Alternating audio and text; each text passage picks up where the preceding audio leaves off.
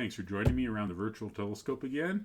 Another astronomy news article here, The Great Solar Escape, how our sun migrated from the galactic core, its home, to where it currently is. Here you can see an image. It's been posted on several articles that summarize the two papers related to this, which are linked at the bottom here at Eadsy Astronomy on Patreon. And it's just showing how they formed in an open cluster near the core and then migrated out to where they currently are, our sun included. For a long time, we've kind of viewed our sun as a bit of a homebody, a stable star sitting quietly in a suburban arm of the Milky Way galaxy, just kind of hanging out, right, doing its thing. But groundbreaking new research suggests our origin story is much more of an action movie than a slice of life.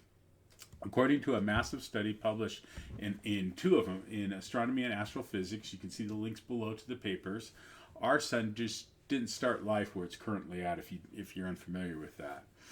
It was part of a mass migration of stellar twins that fled the chaotic center of the galaxy billions of years ago.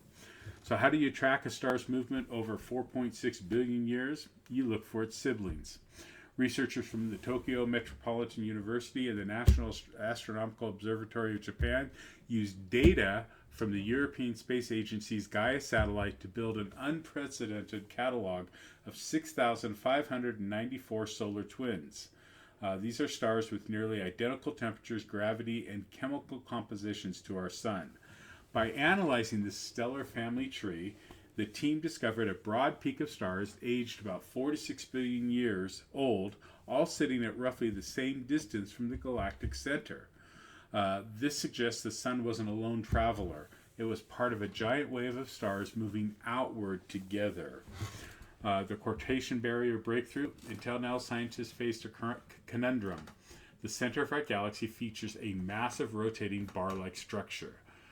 This bar acts as a quotation barrier, making it incredibly difficult for stars to migrate from the inner regions to the outer regions. So how did we get out? How did our star get out?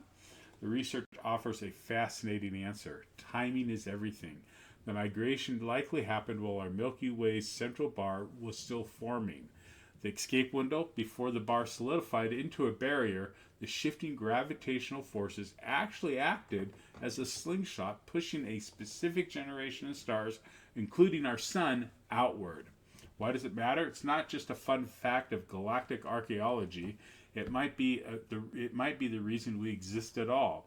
The center of the galaxy is a very hostile neighborhood, high radiation.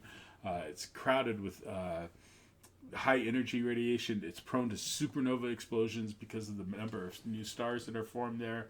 And all that could easily strip an atmosphere or sterilize a planet. By migrating over 10,000 light years from the core, our sun found a safe zone, a region that with just the right conditions for Earth to develop and sustain life over billions of years. What's really interesting about that, we talked about a habitable zone for planets, right?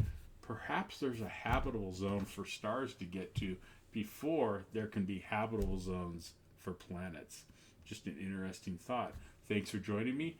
The article's over at Eadsy Astronomy with links to the papers, and we'll catch you next time.